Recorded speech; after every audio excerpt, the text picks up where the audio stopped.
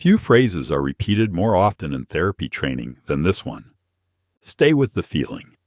Counseling students hear it from supervisors. They hear it from lecturers. They hear it during role plays. They hear it during demonstrations.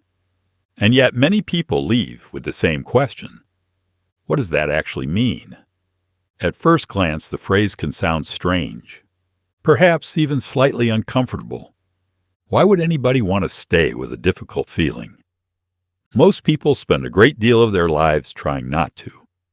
When sadness appears, people often distract themselves. When anxiety appears, people look for certainty. When shame appears, people hide. When anger appears, people explain it away. Human beings are remarkably creative when it comes to moving away from uncomfortable emotional experiences. This is not necessarily a problem. In many situations, these strategies can be useful. Distraction has its place. Problem-solving has its place. Humor has its place. Thinking has its place. The question therapists often become interested in is not whether people move away from difficult feelings. The question is how quickly they do it. Imagine a client describing a painful experience. As they speak, something shifts. Their voice becomes quieter. Their eyes begin to water. A long pause appears. For a moment, it seems as though they are touching something important. Then suddenly they laugh, or change the subject, or begin analyzing the situation, or start talking about what somebody else did. The feeling appears, and then disappears. Many beginning therapists notice these moments. The emotion arrives. Then the conversation moves away from it, often very quickly. This is where the phrase sometimes emerges. Stay with that for a moment. Interestingly, therapists are usually not asking people to make the feeling bigger, nor are they trying to make somebody suffer. They are often trying to create enough space for the person to understand what is already there. This distinction matters, because many people assume therapy involves creating emotions. More often, therapists are working with emotions that are already present. The challenge is that emotions do not always remain visible for very long. People frequently move away before they have fully noticed what happened. Imagine somebody says, "I don't think it affected me that much." As they say it, tears appear in their eyes. An experienced therapist may become curious, not because they know the client is wrong, because two pieces of information have appeared at the same time, the words and the emotion. Rather than deciding which one is correct, the therapist may simply become interested. What is happening here? What are we noticing? Can we slow down for a moment? This slowing down is often what people mean when they talk about staying with a feeling. The goal is not intensity. The goal is awareness. This can feel surprisingly unfamiliar. Many people have spent years learning how to move quickly past emotional experiences.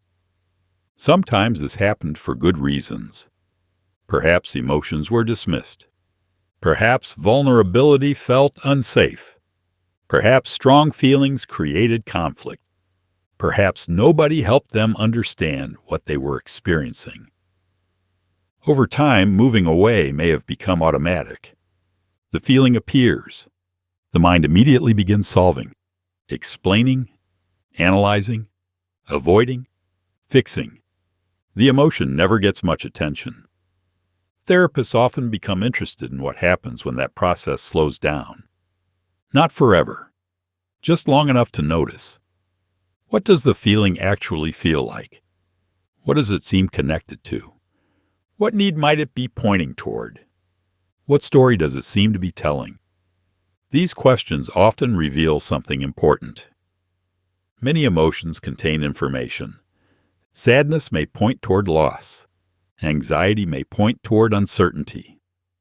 Anger may point toward a boundary. Shame may point toward a fear of rejection.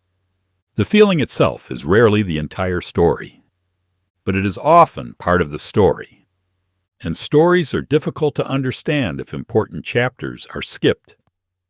This is one reason therapists sometimes pay attention to the exact moment somebody moves away from an emotion. Not because avoidance is bad, because avoidance can be informative. Imagine a client begins discussing a difficult memory.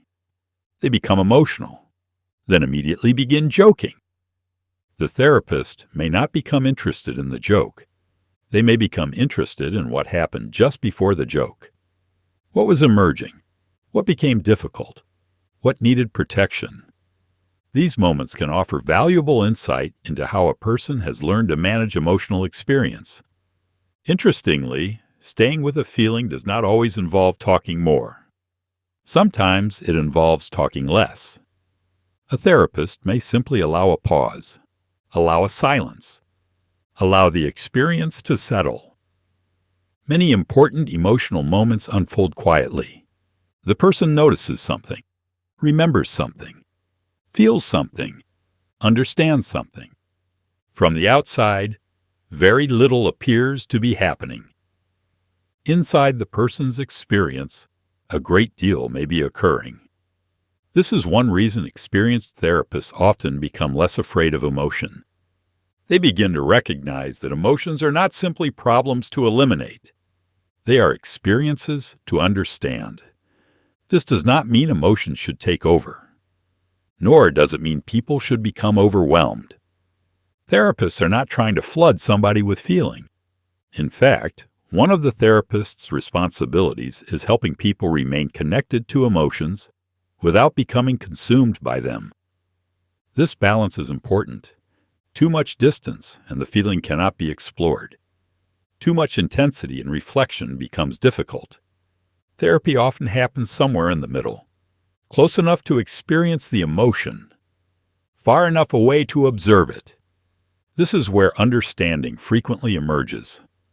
A person begins noticing patterns, connections, needs, fears, losses, assumptions, experiences they had previously moved past too quickly to examine.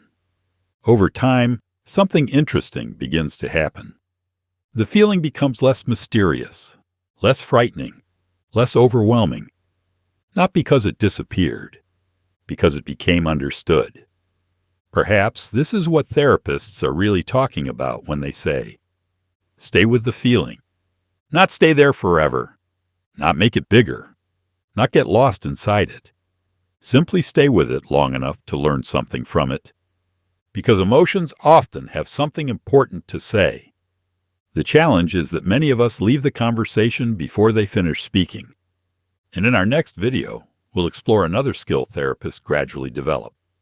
Because while clients are speaking, therapists are often listening for more than words alone. What therapists hear beneath the words. We'll explore that next.